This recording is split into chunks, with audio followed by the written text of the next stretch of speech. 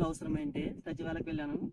అక్కడ VH sir, M I O sir అడిగింటే డబ్బులు కట్టించినారు. డబ్బులు కట్టించి ఓ 10 రోజుల్లోనే మెటీరియల్ దింపేసినారు. నేను తొందర రెడీ చేసుకున్నాను. సరిపోయినా మాకు బాగా కూర్చున్నాయి అవి నీట్గా. ఇంతకుముందు నీళ్లు కట్టుకుంటుంటే గట్టిగా ఉంటుండే పొలము. ఈ స్ప్రింక్లర్ తీసుకున్న తర్వాత బాగా ఫ్రీగా ఉంది పొలము, పొడి పొడిగా. ఊడ దింపడానికైనా లూజ్గా ఉంది. ఫ్రీగా దిగుతుంది ఊడలు, దిగుబడి బాగా వస్తుంది.